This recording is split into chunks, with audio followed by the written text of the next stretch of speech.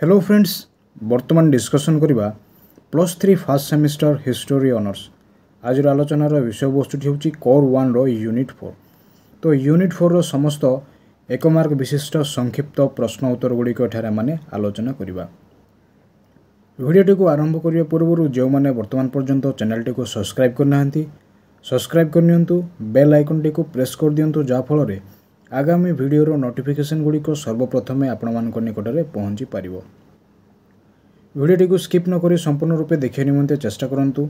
जदि स्किप करिक देखिबे वर्तमान आलोचनार विषय वस्तुटी सठिक रूप से बुझी पारिबे नहीं। तो आज आलोचनार विषय वस्तुटी होची कोर 1 रो यूनिट 4। तो यूनिट 4 रो विषय वस्तुटी कोन अटे? यूनिट 4 रो विषय वस्तुटी होची सांस्कृतिक परिवर्तन अर्थात कल्चर्स इन ट्रांजिशन।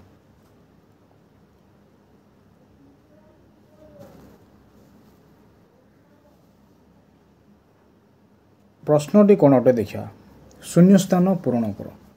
प्रथम प्रश्नटी है आर्य मानकर बासस्थली को डैश कुआ जाउथला। तो आर्य मानकर बासस्थली को आर्यवर्त अर्थात आर्यवर्त बोली कुआ जाउथला। 2 नंबर प्रश्नटी है वेदर अन्य नाम कौन? वेदर अन्य नामटी कौन अटे? वेदर अन्य नामटी हेउची श्रुति।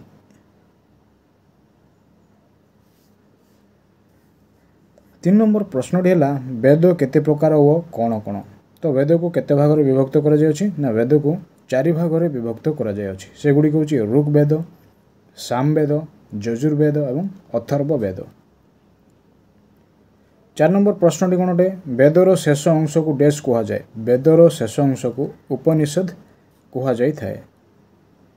5 नंबर प्रश्नटी है डैश रे कर्मकांडर वर्णना करा जाय अछि। यजुर्वेद रे कर्मकांडर वर्णना गुड़िक करा जाय अछि। 6 नंबर प्रश्न है डैश रुख वैदिक समाज रे ग्रामर मुख्य थिले। तो ग्रामीण होचंती रुख वैदिक समाज रे ग्रामर मुख्य थिले। 7 नंबर प्रश्नटी होची डैश नामक एक स्वर्णखंड मुद्रा भाव में वैदिक जुग में व्यवहृत होता। निष्क नामक एक स्वर्णखंड मुद्रा भाव में वैदिक जुग में कौन करा ना व्यवहार करा जाउथला। डैश सर्वप्राचीन वेद। ऋग्वेदटी होची सर्वप्राचीन बा प्रथम वेद अटे। डैश को आर्यावर्त कुहा जाउथला। उत्तर भारत को आर्यावर्त कुहा जाउथला। 10 नंबर प्रश्न है ऋग वैदिक जुग में देवदेवी संख्या थिला डैश। ऋग वैदिक जुग में देवादेवी संख्या थिला 33 कोटी।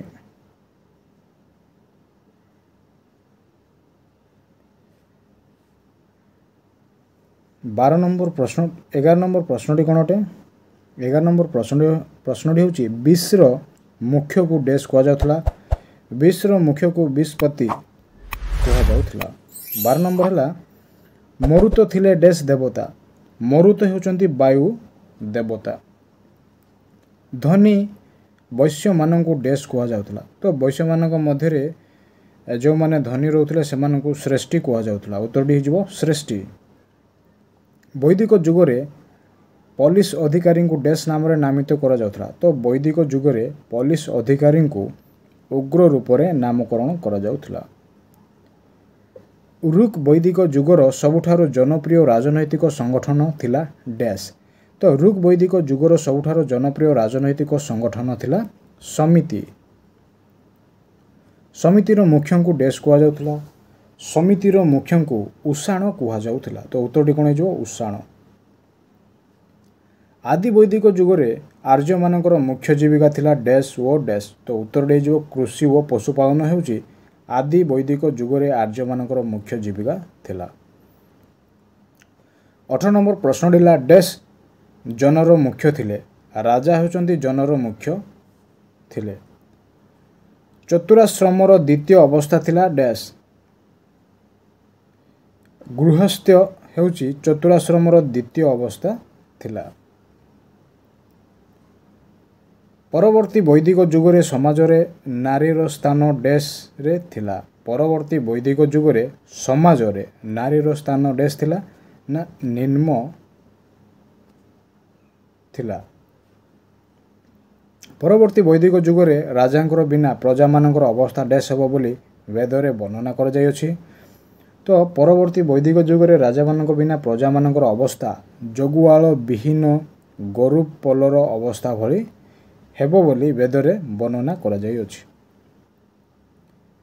डैश रे बहु बलद विशिष्ट हल संपर्क रे वर्णना कर जाइअछि। संहिता रे बहु बलद विशिष्ट हल संपर्क रे कोन कर जाइअछि ना वर्णना कर जाइअछि।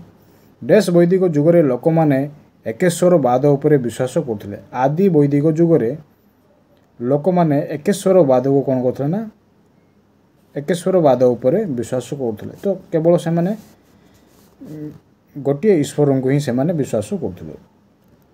परवर्ती वैदिक जुगरे ऋषि मानक संतुष्ट करिया पय डैश करा जाउथला। परवर्ती वैदिक जुगरे ऋषि मानक संतुष्ट करिया पय तर्पण करा जाउथला। 25 नंबर प्रश्न दिला डैश जुगरे कर्मकांडर बहुल प्रयोग करा जाउथला। परवर्ती वैदिक जुगरे कोन करा जाउथला ना कर्मकांडर बहुल प्रयोग करा जाउथला। आर्य मानकर पवित्र धर्म ग्रंथर नाम डैश। आर्य मानकर पवित्र धर्म ग्रंथर नामटी हेउची वेद।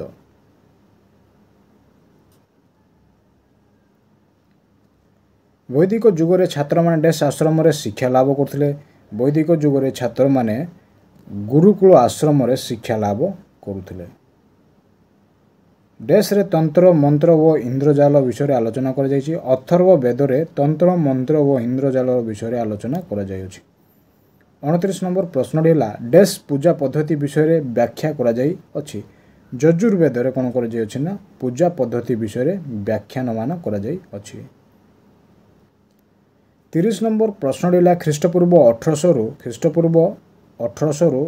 ख्रीष्टपूर्व 800 मध्य डैश सभ्यता विकास लाभ करथिला। ख्रीष्टपूर्व 1800 रु ख्रीष्टपूर्व 800 मध्य ऋग वैदिक सभ्यता विकास लाभ करथिला। वैदिक जुगरे मनुष्य व देवता मानक मध्य मध्यस्थी रूप रे डैश को कल्पना करा जाय। वैदिक जुगरे मनुष्य व देवता मानक मध्य मध्यस्थी रूपे अग्नि को कौन करा जाए ना कल्पना करा जाए। 32 नंबर प्रश्न दिला ऋग वैदिक जुगरे डैश देवता लोक मानकर प्रिय थिले। ऋग वैदिक जुगरे इंद्र देवता लोक मानकर प्रिय थिले। 33 नंबर प्रश्न दिला ऋग वैदिक सभ्यतार डैश परिवार प्रथा प्रचलित थिला।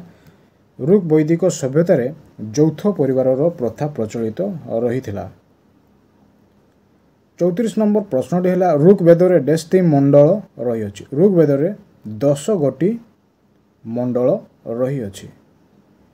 डैश जुगरे जाति प्रथार प्रचलन होइथिला। परवर्ती वैदिक जुगरे कोन होइथिला ना जाति प्रथार प्रचलनटी आरंभ हो जाइथिला।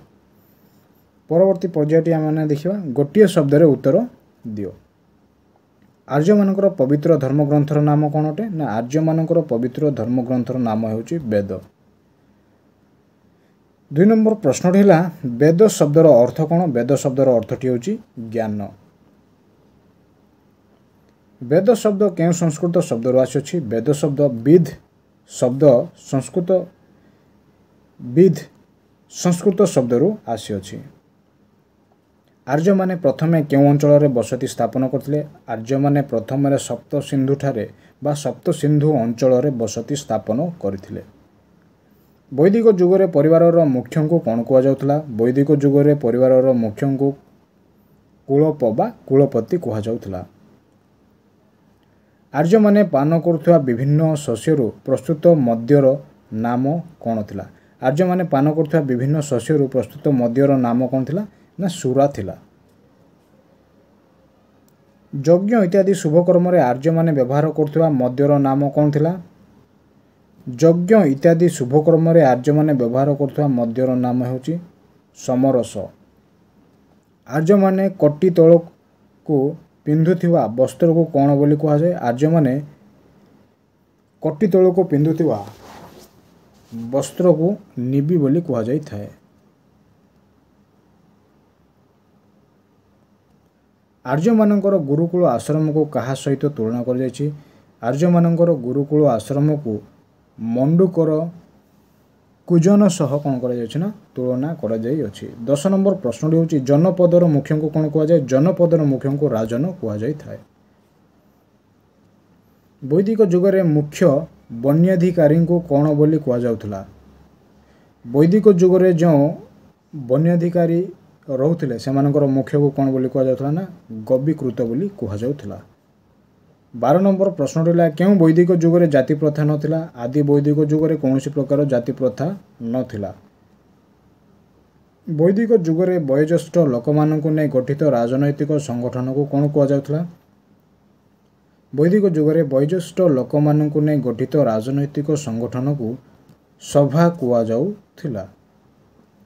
ବୈଦିକ ଯୁଗରେ ଜନପ୍ରିୟ ରାଜନୈତିକ ସଂଗଠନର ନାମ କ'ଣ ଥିଲା? ବୈଦିକ ଯୁଗରେ ଜନପ୍ରିୟ ରାଜନୈତିକ ସଂଗଠନର ନାମ ହେଉଛି ସମିତି। 15 ନମ୍ବର ପ୍ରଶ୍ନଟି ହେଲା ଗଣର ଅର୍ଥ କ'ଣ? ଗଣର ଅର୍ଥ ହେଉଛି ବ୍ୟକ୍ତି ସମୂହ। 16 ନମ୍ବର ପ୍ରଶ୍ନଟି ହେଲା